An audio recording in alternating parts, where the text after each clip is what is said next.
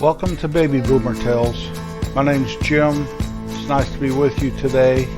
You can find us at babyboomertales.com. Once there, you can find links to Apple Podcasts, YouTube, and now Amazon Music to hear our podcasts. They just started broadcasting podcasts. They do a great job as a music provider, which we use around here. So we'll just have a look-see and see how they do. Hopefully they do well. One more platform where you can find Baby Boomer Tales. When I was a kid, I had a classmate, or I believe he was a year younger than me in grade school. His name was Steve, and one day we got the word that Steve's dad had been killed. He worked in a mine up there. And the way you got to that mine was you went over the pass going towards Denver, and at the foot of the pass on the east side of the mountain, you could turn around and look, and there was a mountain with a peak to it. A lot of mountains are rounded tops and whatever, but this had a jagged, pointed peak to it. And we always knew that there was a mine there, and the whole story I always got as a kid was the whole mountain was honeycombed inside to do their mining. Well, the top, the jagged, pointed part of the mountain had collapsed in, and you could see it. About half of the top was gone. It looked like a great big portion of it just from the road down below. So I imagine it was a huge piece. Fell and killed a bunch of guys, and Steve's dad was one of them. I was very sad for Steve. He wasn't a close friend, but I'd known him for years and years and years. It wasn't much longer after that he moved, and I never saw him again. That mine was a molybdenum mine, and a lot of people don't even know what molybdenum is. You spell it molybdenum, and it is an alloy to steel. It's very high in resistance to heat. It can take tremendous temperatures without affecting it at all, and so it is used in filaments for light bulbs. It's used in cannons and military craft. Back in the day, it was used as lightweight steel hardener for toothpaste tubes. That was back in the day before we had these plastic tubes. You could usually roll up the tube as the toothpaste got lower. Now you have to buy a little thingamajig. You stick the tube in and it can slide up. Either that or you got more toothpaste at the base of the tube than you do up by the spout. And what a hassle. Back in the day, though, that was pretty handy. Just roll that old steel tube up, thanks to molybdenum. When I was a young man, probably getting out of high school and in my early 20s, the county where I grew up was affected by 2 tunnels being built that would run under the mountains. One tunnel was under the Continental Divide for Interstate 70. It was quite a marvel that man can do something like that. And if you're ever west of Denver on the interstate, you'll drive through that tunnel, and it goes quite a ways under the mountain. And then all of a sudden you come out on the west side of the Continental Divide. The other tunnel was for this mine that was opening up right where that mountain was that caved in on Steve's dad all those years before. And it was going under the mountains to transport molybdenum onto the other side of the Continental Divide. So a new mine was being built and the tunnel was being made because the old mountain was about played out. So with both of these tunnels being constructed, it was a big boom to the county where I was raised. A lot of people were looking for housing, and a lot of people found work, and they were good paying jobs because both those tunnels were dangerous jobs and they paid well. But a lot of guys followed from tunnel to tunnel. That's how they made their living, and they lived up there in that county for several years until those tunnels were done. And they moved on to the next project. When I was 23 or 24, I had heard that the mine was hiring and that it was one of the very best paying jobs anywhere around. And I was kicking around. My dad had already sold his grocery store several years before. Didn't really know what I wanted to do with my life. had moved back up to the mountains and was enjoying it very much, but I needed to find a good job. So I went there and applied for a job, and I got a job at the mill.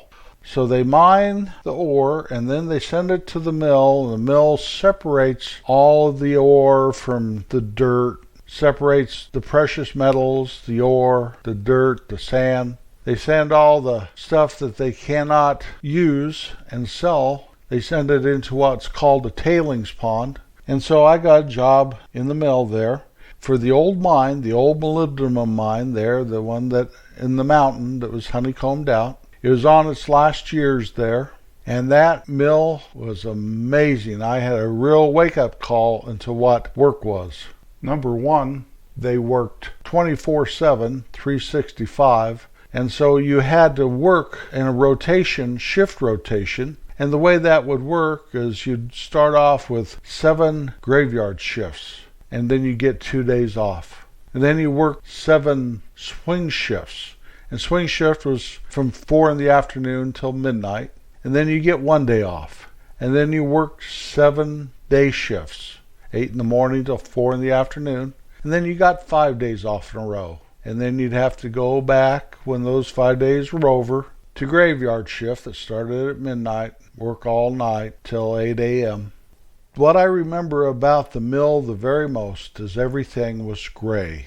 This milled down molybdenum is very much like graphite. In fact, I think they use it in some graphite type applications. But it's in the air where you really should wear a mask.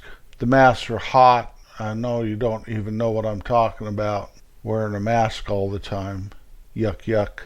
But the place was dirty. I ended up, after working there for a while, I wore 3 pair of underwear under my clothes. You wear jeans, big rubber boots, heavy-duty shirt, have to wear a hard hat. Wore a miner's light on the hard hat because there were dark places in the mill. But when I took my clothes off and showered after shift, the only part of me that was even remotely clean is the part under where I wore 3 pairs of underwear.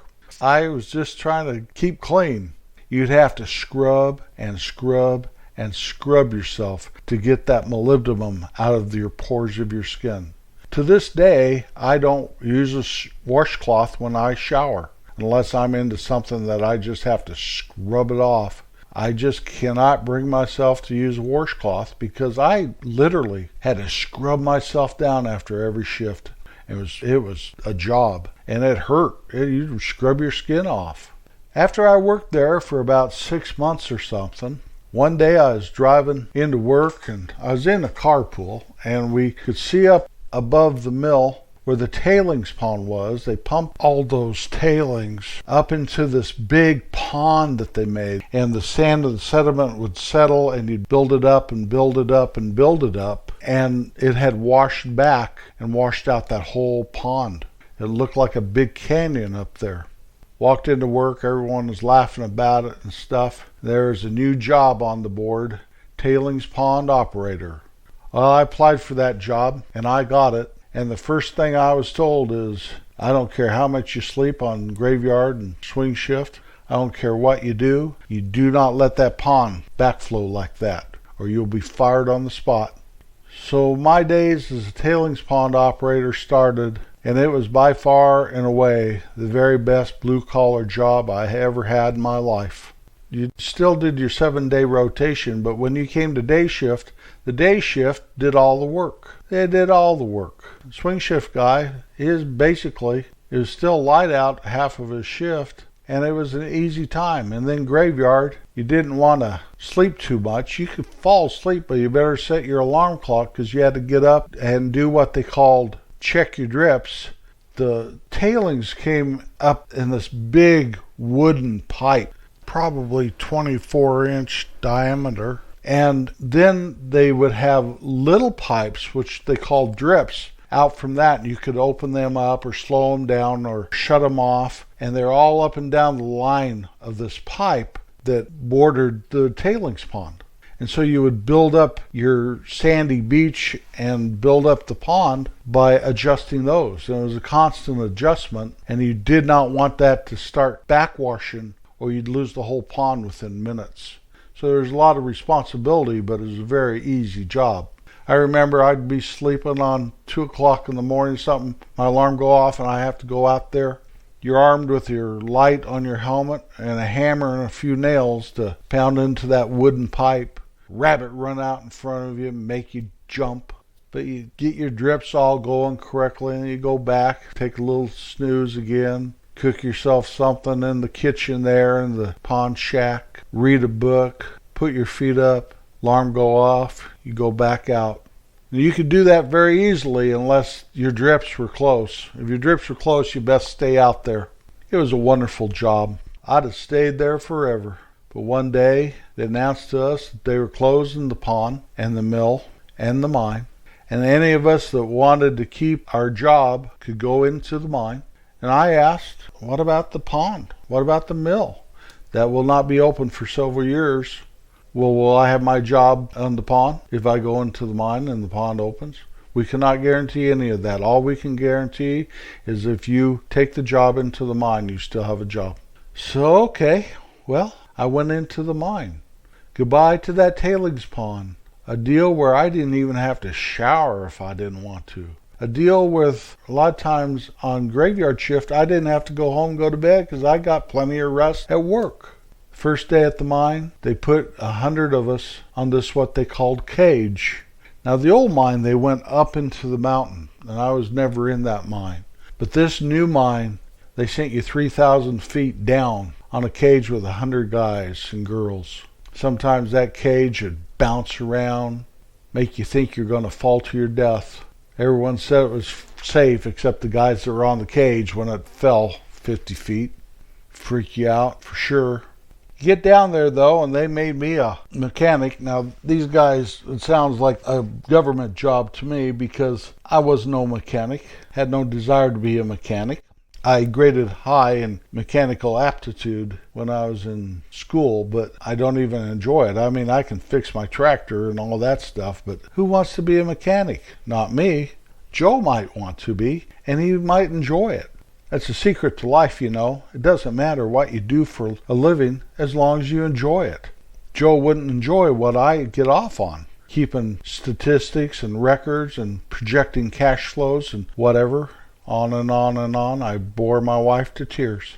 So down we went 3,000 feet, and I was in one of these big shops that they fixed all the mining equipment. I worked there for another probably year and a half. One thing that happened to me when I was at the mine is a bunch of us single guys that kind of hang out and everything after work or during lunch and stuff. There were two of these guys from this bunch of us that hung out, and they would do the Augie Doggy and Doggy Daddy, little back and forth, my son, my dear old dad, my dear old dad. And so we started calling them Augie, both of them. I guess that was easier than calling one dear old dad and the other one Augie. It was kind of a joke. You just said Augie, and everybody would meet up. Everyone was kind of called Augie. Well, as time went on, all the Augies either got fired or quit. And I was the only Augie left. And everybody called me Augie down there. And that was pretty much my social circle. When I met my wife, she thought my name was Augie. We went together for months before we were at a party one time. And she was talking to some girl I grew up with. And the girl says, well, how do you like going out with Jim by now? She looked right at her and she said, who? So anyway, it was explained to her that my name really wasn't Augie. Why didn't you ever tell me your name wasn't Augie? I didn't even have an answer for that. To this day, she still has a hard time calling me Jim. Dear old dad. My son. That mine was a very dangerous place. People will get killed once in a while. In that tunnel, I had a friend. One of his jobs was to drive that train in the tunnel, and he got killed driving that train. I knew that guy from the time we were about grade school, junior high school. So it was nothing to goof around with. If you turn left instead of right, you might be in terrible, terrible danger. I had a carpool. There were 4 of us, and we were all on the same shift. That's how we pulled off this carpool. There was Hoopy and Teddy and me, yours truly, Augie, and a guy named Thumb Plum. Why would we call him Thumb Plum, you may ask? Well, one night, driving home, old Two Thumb was complaining about four of us in the front seat of a pickup. He's uncomfortable. He wanted a better seat. He wanted to be able to drive more. And one of us said, if you don't like it, Plum, you can get out. Yeah, you can stick out your thumb. If you don't get it right, you can stick out your other thumb.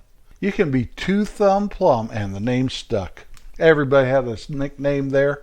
Everybody had a nickname there. Except the one guy that was the biggest culprit in giving everybody nicknames, old Ted.